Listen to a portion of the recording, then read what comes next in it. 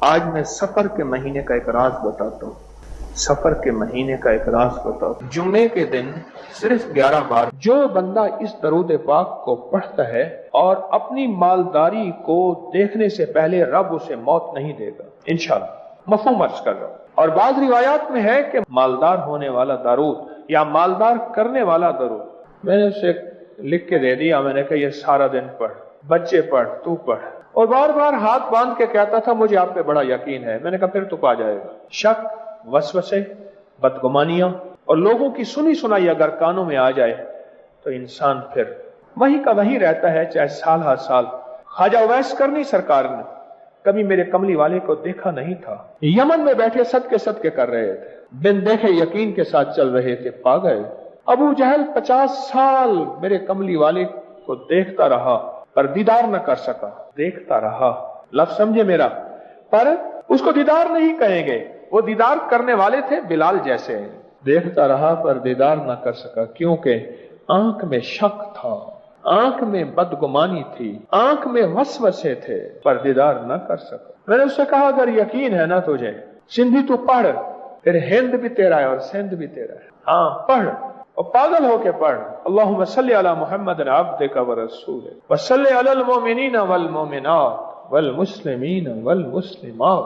مسنون درود ہے۔ کئی عرصے کے بعد مجھے ملا، مجھے کہنے لگا میرے گمان، میرے خیال، میرے تصور سے بالا تر رب نے مجھے عطا کیا ہے۔ اپنا گھر ہے، اپنا در ہے، اپنی زندگی ہے اور اپنی زندگی کی شان و شوکت ہے۔ رو رہا تھا اور فائدے بتا رہا تھا، اور مجھ سے ایک بات کہنے لگا کہ سائیں اگر اجازت ہو اسے پوری زندگی اپنے معمولات میں رکھ لوں۔ انسان ساری زندگی صرف ایک تجلی کا محتاج ہوتا ہے۔ آج کے مضمون کو غور سے سنیے گا۔ ایک تجلی، ایک نگاہ، ایک دعا تو اس کا محتاج ہوتا ہے۔ کوئی برکت کا ذرہ، کوئی تجلی، کوئی قبولیت کی گھڑی، کوئی قبولیت کا لمحہ، کوئی قبولیت کی ساتھ ہے، بس اسی کا محتاج ہے۔ کام بنتے اسی سے ہیں، کام بنتے اسی سے ہیں۔ کوئی ایسا لمحہ مل جائے، کوئی ایسی گھڑی مل جائے، کوئی ایسی ساتھ مل جائے، کوئی ایسا وقت مل جائے، کوئی ایسی نگاہ مل جائے، کوئی ایسی دعا مل جائے، اور پھر وہ بندہ یہ نہیں ہے کہ کبھی چاہتا ہے۔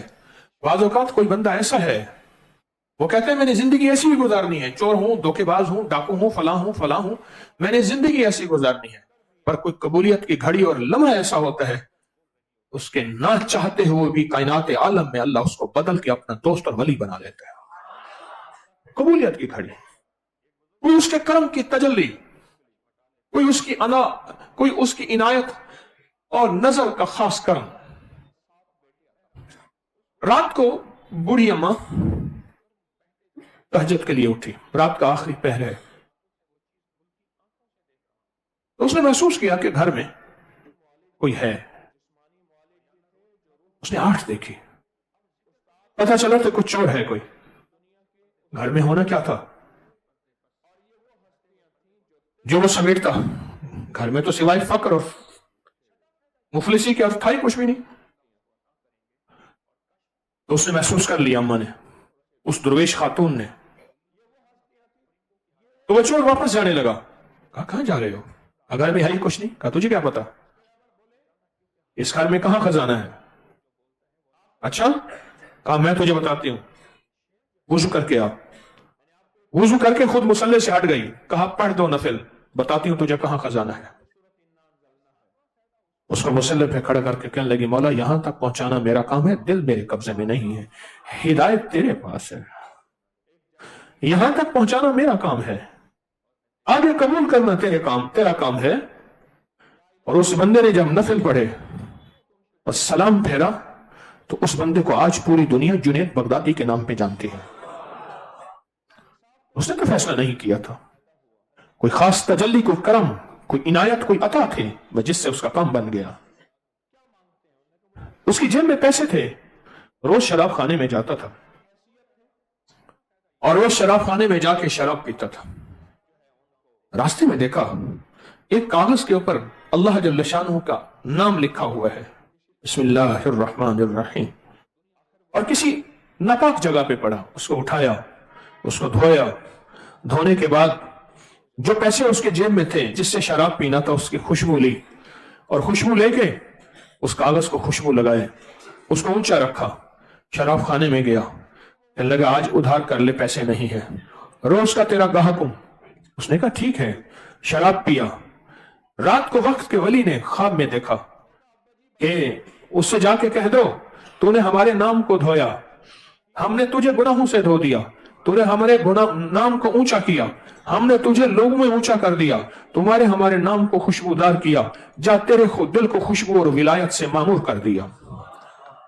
ख्वाब खुला तो महसूस किया वो तो बेशर हाफी है और वो सारा दिन शराब और दिन रात शराब की दुनिया में, ये कैसे मुमकिन है, ये कैसे हो सकता है। फिर सो गए, फिर वही ख्वाब आया और फिर वही मजमून और फिर वही पैगाम दोहराया गया, फिर वही मजमून दोहराया गया, फिर दोहराया गया, फिर तीसरी बार फिर उठे, कहा कोई ऊपर से फैसला है, और उनको ढूंढने निकले, घर में नहीं थे, शराब खाने में, बाहर से आवाज दी, एक पैगाम लाया हूं, आ जाओ। झूमता हुआ आया और यही ख्वाब उसको सुना दिया।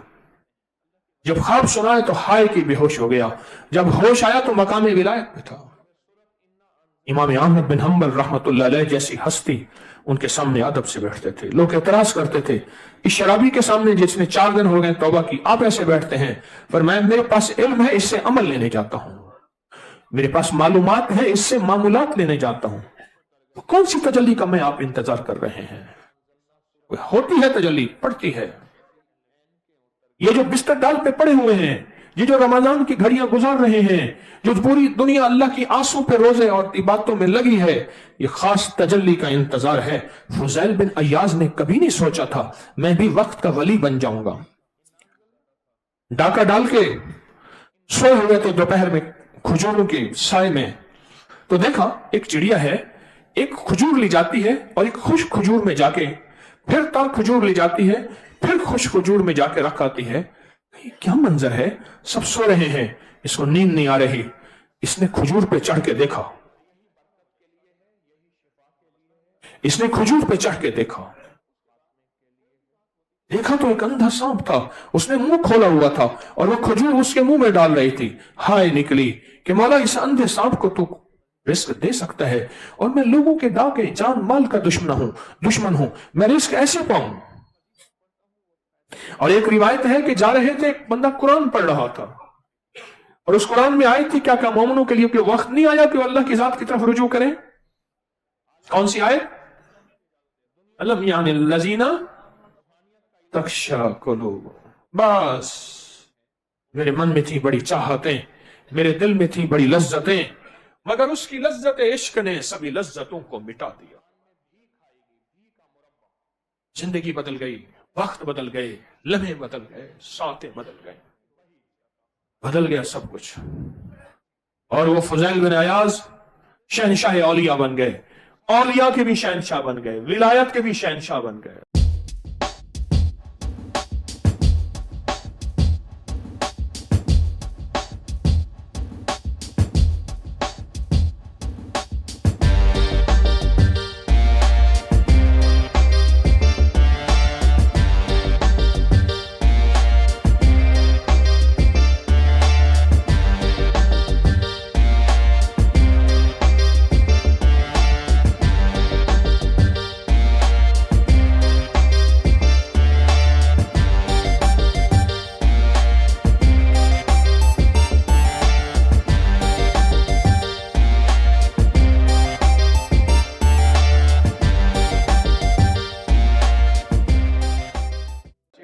कभी सोचा नहीं था, पर कोई ऐसी तजल्ली आई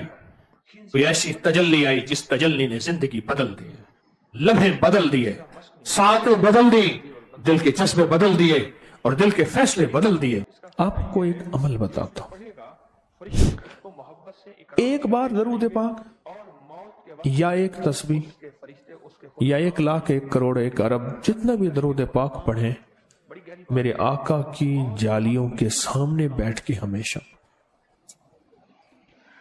حضور کی جالیوں مبارک کے سامنے بیٹھ کے پڑھیے. میرا ایک مشورہ ہے کہ یہاں نہ پڑھا کرے آپ، اپنے گھر میں، دفتر، دکان، اپنے مقام پہ نہ پڑھا کرے، بس صرف حضور کی جالیوں کے سامنے بیٹھ کے پڑھا کرے. ایک درویش تھے، میں ان سے کئی بار ملا ہوں، 20 میں فوت ہوئے ہیں، 2020 میں. 40 سال مسلسل انہوں نے مجھے بتایا، 40 سال مسلسل حضور کے روضے کے سامنے بیٹھ کے وہ درود و سلام کرتے تھے. 40 سال مسلسل، 40 سال درود و سلام پڑھتے تھے. بہت پرانی بات ہے، میں نے ان سے عرض کیا، غالباً 20-22 سال کم و بیش، اس سے زیادہ ہوگی. میں نے ان سے عرض کیا، میں نے کہا درود کیسے پڑھیں؟ ایسے اشارہ کیا حضور کی جالیوں کے سامنے. میں یہ دیکھ رہے ہیں اندر 3 افراد ہیں. میں نے کہا کہ حضور کی جالیوں کے سامنے دنیا کے جس کونے میں جا کر بیٹھ پڑھ، پر تصور ان جالیوں کا. اگر عشق مصطفیٰ تیرے سینے میں ہے، مرے گے جہاں تو مدینے میں ہے. جہاں بھی مرے گا تو ہوگا جہاں، پر تو مدینے میں ہوگا. کملی والے کی عشق اور محبت اگر تیرے سینے میں ہے تو پھر تو مدینے میں ہے. میں کہ جالیوں کے سامنے بیٹھ کے ایک بار درود پاک پڑھ، تصور جالیوں کا ہو. تو 1,00,000 دفعہ پڑھ، تصور جالیوں کا، کہ حضور کی جالیوں کے سامنے پڑھ رہا ہوں. ایک دھماکہ ہوا، ساری کائنات ہل گئی اور ایک دروازہ کھولا، اور اب نے اس دروازے میں سے ایک چیز نازل کی جو نہ کبھی تورات میں آئی، نہ انجیل میں آئی، نہ زبور میں آئی، نہ صحیفوں میں آئی، نہ کسی نبی پہ آئی، نہ کسی رسول پہ آئی، نہ کسی پیغمبر پہ آئی. اور وہ ایک چیز صرف میرے کملی والے کو ملی ہے، اور وہ صرف ایک چیز ملی ہے، صرف وہ جو میرے کملی والے کو ملی ہے، میرے حضور کو ملی ہے. وہ کسی کتاب میں، کسی صحیفے میں اس سے پہلے کبھی نہیں آئی تھی، اور اس کے بعد کبھی نہیں آئے گی. اور وہ چیز ہے بسم اللہ الرحمن الرحیم. اور اس کو بھی یاد رکھیے گا، فرمایا جو سارے قرآن میں ہے وہ ساری سورت فاتحہ میں ہے، جو ساری سورت فاتحہ میں ہے وہ ساری بسم اللہ میں ہے، اور جو ساری بسم اللہ میں ہے وہ بسم اللہ کی بے میں ہے، با میں، بے میں. اور ایک بات اور کہ اللہ الرحمن الرحیم، جو بندہ بسم اللہ پڑھتا ہے یا بسم اللہ کو لکھ کے اپنے پاس رکھتا ہے، اس میں میرے رب کے 3 نام ہیں. ایک ہے اللہ، اور ایک ہے رحمان، اور ایک ہے رحیم. میرا اللہ تو دنیا آخرت کی ساری کفایت کرنے والا، ولایت، کفایت، راحت، رحمت، عزت، عظمت، برکت، وقار، شان و شوکت، وہ تو اللہ اللہ اللہ اللہ اللہ اللہ. اب اللہ نے 2 جہان بنائے ہیں، ایک عالم شہود ہے، یہ جہان ہے، ایک عالم برزخ ہے، موت کے بعد کا جہان ہے. اس عالم شہود کے لیے میرے رب نے اپنا نام دیا ہے رحمان. کیا دیا؟ کیا دیا؟ رحمان. اور موت کے بعد میرے رب جس لفظ اپنے اسم اور نام کے ساتھ کفایت کرے گا، کفالت کرے گا، مدد کرے گا، وہ ہے رحیم.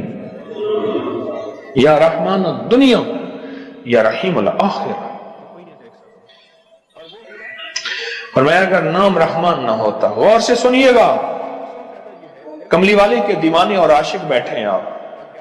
اگر فرمایا رب رحمان نہ ہوتا، نام رحمان نہ ہوتا، اللہ اپنے دشمن کو ایک لقمہ کیا، ایک قطرہ کیا، ایک پانی کیا، ایک سانس نہ دیتا.